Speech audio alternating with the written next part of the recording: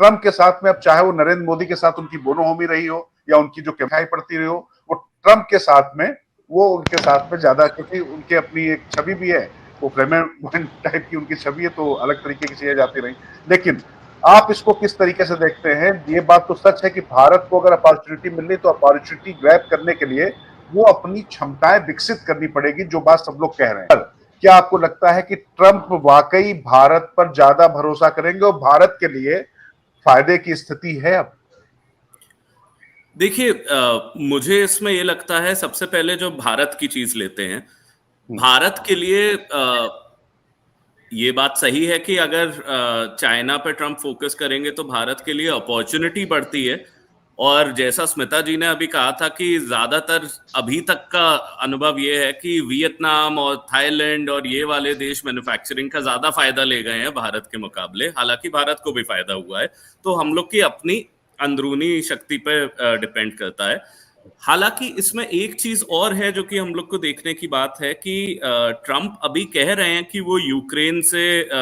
Shift करके focus China पे कर देंगे, नेटो से पुल आउट कर लेंगे। एक्चुअली जब वो ऑफिस में आएंगे तब ऑलरेडी डेमोक्रेट्स ने और ऑलरेडी बाइडेन गवर्नमेंट ने उस सब थिएटर्स में इतना इन्वेस्ट किया हुआ है, और नेटो का यूनाइटेड स्टेट्स की आर्मी से इतना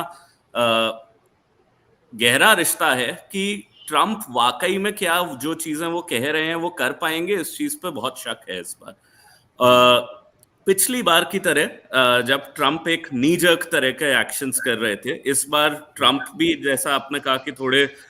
मैच्योर हो गए हैं उस पॉलिटिक्स में, डेफिनेटली उनकी टीम स्ट्रॉन्गर है इस बार। बट साथ ही साथ एक ये भी चीज है कि जो डेमोक्रेट्स हैं वो भी कहीं ना कहीं पीछे ये सोच के चल रहे हैं कि अगर ट्रंप आए तो उनके लिए सफिशिएंट चेक्स एंड बैलेंसेस पहले से बना के रखे जाएंगे कि इस तरह की एब्रप्ट चीजें जैसे नेटो को डिफंड कर देना, या फिर उन्होंने ताइवान के बारे में भी कहा कि इन लोग को अपने सिक्योरिटी का पैसा खुद देना चाहिए, और भी कोरिया के बारे में भी कहा। तो ये सारी चीजें पहले से इतना फंसा के जाएंगे डेमोक्रेट्स कि ट्रंप एकदम बैक ट्रैक ना कर पाए। साथ ही साथ यहाँ की ब्यूरोक्रेसी और यहाँ की जो कांग्रेस है उसमें अभी पता चलना बाकी है कि ट्रंप को कितना साथ मिल पाएगा। भारत के हिसाब से एक चीज और ऐड करना चाहूंगा कि एक बात यहाँ हो रही थी कि H1B वीजास पे भारत को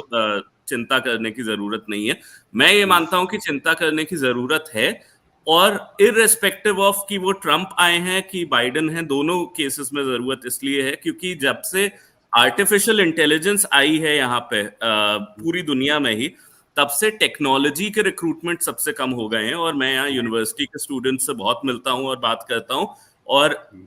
भारतीय स्टूडेंट स्पेसिफिकली बहुत परेशान है कि उनको यहाँ पे अभी नौकरियां अच्छी अच्छी यूनिवर्सिटी से भी नहीं मिल पा रही हैं टेक्नोलॉजी के क्षेत्र में, क्योंकि यहाँ पे अब काफी काम जो भारत को आउटसोर्स होता था वो आर्टिफिशियल इंटेलिजेंस ही कर लेती है। तो जो हम ये सोचते हैं कि इंडिया लीड करेगा टेक्नोलॉजी सेक्टर, उस चीज में इंडिया अभी आर्टिफिशियल इंटेलिजेंस पे उतना आगे नहीं है कि वो लीड कर पाए। तो उस वजह से वीजास की का इशू बढ़ेगा, एंड दैट इज इररेस्पेक्टिव कि कोई भी गवर्नमेंट हो यहाँ पे। नहीं अर्पित, इसी से छोटा सा जुड़ा हुआ सवाल है कि जो सवाल मैं बार बार पूछ रहा था कि खास तौर से जो पश्चिमी देशों का जो बहुत ज्यादा दखल भारत के आंतरिक मामलों में कई बार होता है, वो मानवाधिकार के नाम पर भी होता है, लेकिन कई बार गुरपतवंत सिंह पन्नू जब कुछ बोलता है तो वो मानवाधिकार अमेरिका को नहीं दिखाई पड़ता है, उसके कहने पर दर्ज कर दी जाती है, मतलब हद है, नशे के खिलाफ FIR दर्ज हो जाती है, ऐसी स्थितियां हो जाती हैं। जस्टिन ट्रूडो जिस तरीके की हरकतें करते हैं, क्या इस सोच पर या जो ये तरीके की जो एक चीजें चल रही थी उस पर कुछ लगाम लगेगी? आपको लगता है कि ट्रंप इसको बर्दाश्त नहीं करेंगे या ट्रंप इस चीजों को कम से कम एंडोर्स नहीं करेंगे? देखिए, ये बहुत कुछ डिपेंड करता है इंडिया के कनाडा से रिलेशंस की, क्योंकि एक तरफ तो दुनिया में ये चल रहा है, पहले ये माना जाता था कि पार्टी इंटरेस्ट मैटर नहीं करता, नेशनल इंटरेस्ट मैटर करता है और पार्टी की पॉलिसी नहीं बदलती। बट ग्लोबली आप देख रहे हैं कि राइट विंग पार्टीज का राइट विंग से अलाइनमेंट है, लेफ्ट विंग पार्टीज का लेफ्ट विंग से अलाइनमेंट है। तो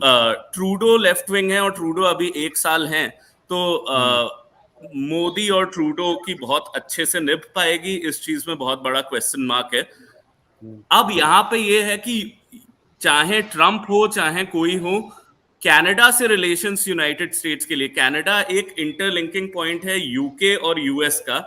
और अगर भारत ये सोचे कि हम कनाडा को एंटेगनाइज करके, कनाडा को नाराज करके यूनाइटेड स्टेट्स को अपने साथ कर पाएंगे, इस चीज में मुझे बहुत शक है। हालांकि